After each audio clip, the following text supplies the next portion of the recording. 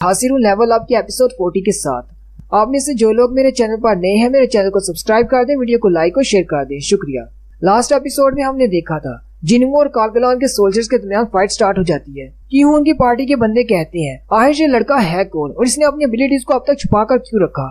जिन्हू उसके ऑर्क्स को मार रहा होता है। जिन्हू कहता है आयरन, इग्रिस और टैंक के अलावा मेरे बाकी के सारे सोल्जर्स कमजोर हैं। वो सारे कम से कम बी रैंक के बराबर होंगे, लेकिन वो इन सारे ऑर्क्स के सामने बेकार हैं। उनमें से काफी सारे नॉर्मल शैडोज तो कई बार डिस्ट्रॉय भी हो चुके हैं सिर्फ एक ही ऑर्क को मारने की कोशिश में। जिन्हू कहता है यहाँ पर ऑर्क्स की तादाद बहुत ज्यादा है और मेरे शैडोज बहुत ज्यादा कम है। मैं जितने ज्यादा ऑर्क्स को मार सकता हूँ मुझे उतने को मारना होगा। लेकिन असल मसला कार्गलान है जो कि एक जबरदस्त मैजिशियन है। वो अपना एक और स्पेल इस्तेमाल करता है, हाइमन ऑफ फायर ड्रैगन, और एक बड़ा सा ड्रैगन निकालकर एक फायर अटैक करता है जिससे जिन्हू के जितने भी नॉर्मल सोल्जर्स होते हैं वो सारे गायब हो जाते हैं। कार्गलान जिन्हू से कहता है जबकि तुम्हें पता है कि तुम्हारे पपेट्स बिल्कुल बेकार हैं, तुम्हें पहले शो ऑफ नहीं करना चाहिए था। जिन्हू कार्गलान से कहता है शो ऑफ तो तुम कर रहे हो, मैंने अभी तुम्हें अपनी पावर दिखाई ही नहीं। जब तक मेरे पास माना की एनर्जी है मेरे शैडो सोल्जर्स दोबारा से रीजनरेट कर सकते हैं। कार्गलान जिन्हू से कहता है तो क्या हुआ, तुम्हारे सोल्जर्स रीजनरेट कर सकते हैं, तुम माना की एनर्जी को यूज कर रहे हो, लेकिन एक पॉइंट पर तुम्हारी माना की एनर्जी खत्म हो जाएगी इससे पहले कि तुम मेरे सारे हाई ऑर्क्स को मार डालो। जिन्हू जल्दी से जंप करता है और कार्गलान पर अटैक करने के लिए आगे बढ़ता है और उसे कहता है लेकिन मेरी माना की एनर्जी खत्म होने से पहले मैं तुम्हें मार डालूंगा। कार्गलान फिर से अपने सामने शील्ड बना लेता है और जिन्हू के अटैक से बचता है। कार्गलान जिन्हू से कहता है तुम्हारे मुझ तक पहुंचने से पहले तुम्हारे सारे शैडो सोल्जर्स मारे जाएंगे। जिन्हू कार्गलान से कहता है मेरे पास भी ट्रम्प कार्ड है, मेरे जनरल्स बहुत ज्यादा पावरफुल हैं। जिन्हू आयरन और इग्रिस की बात कर रहा होता है। कार्गलान जिन्हू से कहता है तो फिर मुझे तुम सबको एक साथ डिस्ट्रॉय करना होगा, और वो एक और स्पेल कास्ट करता है जिससे पूरे अरीना में जबरदस्त धमाका होता है। जिन्हू कहता है ये तो वुल्कन और मीटस दोनों से ही ज्यादा पावरफुल है। मीटस की पावर ये थी कि वो हजारों अनडेड को कंट्रोल कर सकता था, लेकिन उसका डिफेंस बहुत ज्यादा वीक था। लेकिन इसके पास भी हजारों की तादाद में सोल्जर्स हैं और इसके स्पेल्स बहुत ज्यादा पावरफुल है। इसका डिफेंस भी अच्छा है। ये तो मेरी जॉब चेंज क्वेस्ट से बहुत ज्यादा डिफरेंट है। साथ ही जिन्हू अपने पोशन की विंडो को ओपन करता है और एक पोशन खरीद कर उसे पी लेता है जो कि माना की कमी को पूरा करने के लिए होता है। जिन्हू कहता है जॉब चेंज क्वेस्ट में मैं अपने माना को रीजनरेट नहीं कर सकता था, लेकिन यहाँ पर मैं अपनी इन्वेंट्री को इस्तेमाल कर सकता हूँ। मैं जब चाहे इन पोशन को पीकर अपना माना बढ़ा सकता हूँ। जिन्हू उस पोशन को पीने के बाद कार्गलान से कहता है चलो मैं तुम्हें दिखाता हूँ नेक्रोमेंसी की पावर क्या होती है, और साथ ही वो कहता है जागो। जितने भी ऑक्स उन लोगों ने मारे होते हैं वो सारे के सारे ऑक्स शैडो सोल्जर बनकर जिन्हू के साथ खड़े हो जाते हैं। ये देखकर कार्गलान भी हैरान हो जाता है और कहता है तुम तो मेरे ही वॉरियर्स को अपने सोल्जर्स में तब्दील कर सकते हो। जिन्हू कार्गलान से कहता है तुम्हारे पास तो बहुत सारे सोल्जर्स हैं, लेकिन कोई फर्क नहीं पड़ता, ये सारे भी मेरे सोल्जर्स बनने वाले हैं। और साथ ही जिन्हू उसकी तरफ इशारा करते हुए कहता है जैसे ही मैं तुम्हारे सारे सोल्जर्स को अपने सोल्जर बना लूंगा उसके बाद तुम्हारी बारी आएगी। ये बात सुनते ही कार्गलान बहुत ज्यादा परेशान हो जाता है और कहता है कहीं ये वाकई में वो तो नहीं, और वो कुछ नाम लेता है लेकिन वहीं पर उस नाम को हाइड कर दिया जाता है और वो नाम MO से स्टार्ट होता है। शायद वो मॉन्स्टर कहना चाहता है। कार्गलान कहता है अगर ये वाकई में वो है तो हम लोग यहाँ पर क्या कर रहे हैं। जैसे ही हमारी आंख खुली तो हमारे कान में सिर्फ एक ही सिंगल ऑर्डर था, हमें इंसानों को मारना है। हमारे कान में बार बार एक ही आवाज आती है कि इंसानों को मार डालो, और हम लोग यही करेंगे क्योंकि हमें अपने ऑर्डर्स को फॉलो करना है, चाहे ये वही क्यों ना हो। कार्गलान अपने वॉरियर से कहता है जल्दी से आगे बढ़ो और सारे इंसानों को मार डालो। कार्गलान के अपने गार्ड्स भी आगे बढ़ते हैं और फाइट स्टार्ट करते हैं। जिन्हू कहता है तो अब क्या ये फाइट जनरल्स के दरमियान होने वाली है। जिन्हू की तरफ से आयरन आगे बढ़ता है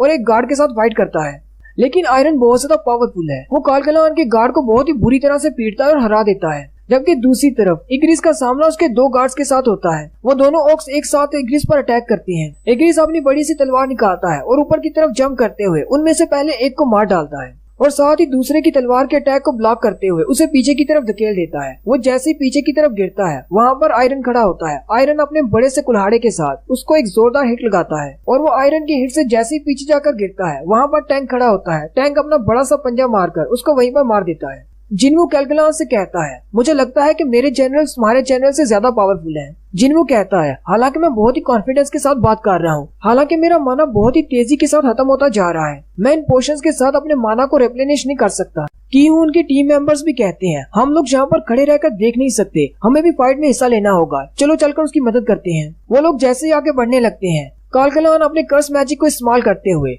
उन सारे हंटर्स को बहुत ज्यादा पेन में मुब्तला कर देता है और वो बेचारे हंटर वहीं पर चीखना शुरू कर देते हैं। कार्गलान उनसे कहता है तुम लोग सिर्फ तमाशाई हो, दूर खड़े होकर तमाशा देखो। तुम लोगों को इस फाइट में इंटरफेयर करने की इजाजत नहीं है। साथ ही कालगलान खड़ा हो जाता है और जिन्वू की तरफ अपना स्पेल कास्ट करता है। कालगलान जिन्वू से कहता है, मैं एक ग्रेट जादूगर हूँ, तुम मेरे सामने नहीं टिक पाओगे, और वो अपने सारे कर्स मैजिक को उस पर एक्टिवेट करता है। लेकिन जिन्वू पर उसके कर्स मैजिक का कोई भी इफेक्ट नहीं होता, क्योंकि जिन्वू के पास इम्यूनिटी है, क्योंकि ग्रेट गांडारो ने उसके ऊपर एक स्पेल कास्ट किया हुआ है, जिसकी वजह से कोई भी कर्स मैजिक उस पर काम नहीं करेगा। ये देखकर कालगलान और भी ज्यादा हैरान हो जाता है। कालगलान जिन्वू से कहता है, तुमने मेरे कर्स मैजिक को कैसे डिस्पेल किया? जिन्वू कालगलान से कहता है, मैंने तुमसे कहा नहीं था, मैं तुम्हारे लिए एक बैड मैचअप हूँ। तुम्हारा कोई भी कर्स मैजिक मेरे ऊपर काम नहीं करेगा, मेरे ऊपर ग्रेट कांडारो की ब्लेसिंग्स हैं। साथ ही जिन्वू कालगलान से कहता है, चलो फिर पहले तुम्हारी शील्ड को तोड़ते हैं। जिन्वू अपने एक मैजिशियन को वही क्रिस्टल देता है, जिससे उसकी मैजिकल पावर डबल हो जाती है, और वो एक बड़े से फायर बॉल के साथ कालगलान पर अटैक करता है, जिससे उसकी शील्ड टूट जाती है। जिन्वू के लास्ट फायर अटैक की वजह से कालगलान अपने घुटनों पर आ जाता है। उसी वक्त दिखाते हैं चाइन भी बॉस के कमरे में दाखिल हो जाती है, और वो ये सारा सीन देखकर बहुत ज्यादा हैरान हो जाती है। वो सामने की तरफ देखती है तो बहुत सारे शैडो क्रीचर्स हाई ऑक्स के साथ फाइट कर रहे होते हैं। चाइन बहुत ज्यादा हैरान होती है और कहती है, हाई रैंक के मैजिशियन भी सिर्फ एक या दो ही समनिंग्स को बुला सकते हैं, इतने ज्यादा समनिंग क्रीचर्स कहाँ से आ गए? आखिर ये किसकी पावर है? चाइन जल्दी से अपनी अटैक फोर्स के पास आ जाती है। चाइन उनसे पूछती है, क्या तुम सब लोग ठीक हो? आखिर यहाँ पर क्या हो रहा है? हीलर लड़की चाइन से कहती है, हमें खुद भी नहीं पता कि यहाँ पर हो क्या रहा है। कालगलान बहुत ज्यादा गुस्सा हो जाता है और जिन्वू से कहता है, अब तुम्हारी जो पैथेटिक पावर मेरे ऊपर काम नहीं करेगी। वो अपने बहुत सारे मैजिकल स्पेल्स को कंबाइन करते हुए अपने साइज को बढ़ा लेता है और वो एक जाइंट बन जाता है। चाइन सभी से कहती है, यहाँ से जल्दी से बाहर निकलो। कालगलान जो कि साइज में बहुत ज्यादा बड़ा हो जाता है, वो कहता है, मैं तुम सब लोगों को अपने पैरों तले रोन दूंगा। जिन्वू उसके सामने खड़ा होता है और उसे कहता है, जाइंट्स के साथ मेरी बहुत ज्यादा बैड मेमोरीज हैं। तुमने तो एक जाइंट बनकर मेरी दुखती रग पर हाथ रख दिया। कालगलान के लास्ट अटैक की वजह से जिन्वू का माना पॉइंट 0 हो जाता है, जिससे उसके सारे शैडो क्रीचर्स खत्म हो जाते हैं।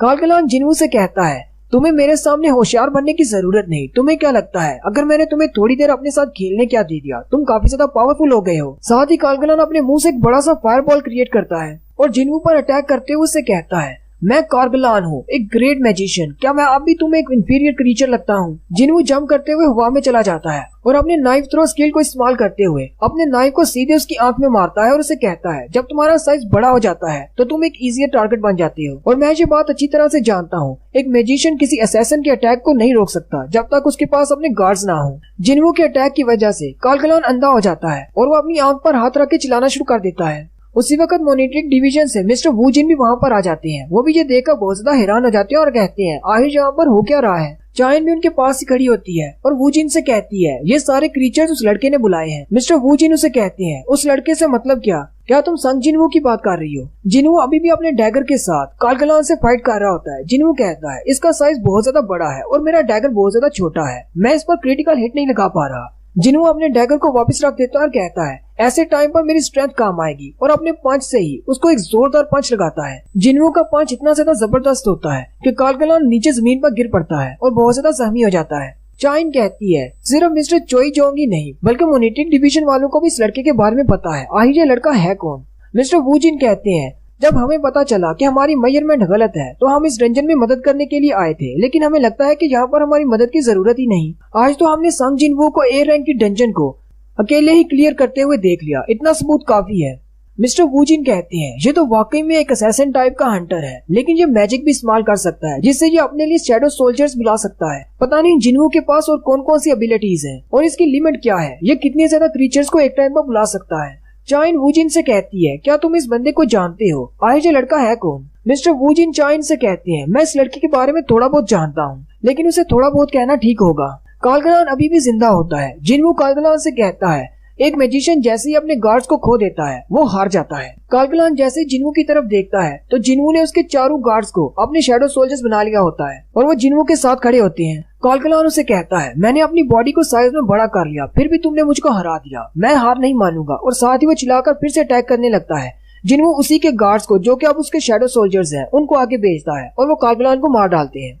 कालगलान के मरते ही उसके पास विंडो ओपन होती है कि तुमने डंजन बॉस को मार दिया है, और साथ ही जिन्वू को 2 बार लेवल अप कहा जाता है। जिन्वू कहता है, मैंने डंजन बॉस को हरा दिया और बाकी के सारे ऑक्स को मेरे सोल्जर्स ने मार डाला है, क्या मुझे इससे हासिल होने वाले रिवार्ड्स को कलेक्ट कर लेना चाहिए? लेकिन साथ ही जिन्वू कहता है, असल में ये डंजन हंटर्स गिल्ड की प्रॉपर्टी है, मुझे कुछ भी यहाँ से नहीं उठाना चाहिए। अगर मैं रिवार्ड्स नहीं उठा सकता तो मैं इसको अपना शैडो सोल्जर्स तो बना सकता हूँ। जिन्हों आगे बढ़ता है और कालकुलान की बॉडी पर हाथ रखते हुए कहता है जागो, और वो उसका शैडो सोल्जर बन जाता है। डंजन बॉस को अपना शैडो सोल्जर बनाते हुए वो सारे हंटर्स उसको देख लेते हैं। मिस्टर वूजिन और चाइन भी ये देखकर बहुत ज्यादा हैरान हो जाते हैं। कालकुलान शैडो सोल्जर बनने के बाद जिन्हों के सामने घुटने टेक कर बैठ जाता है।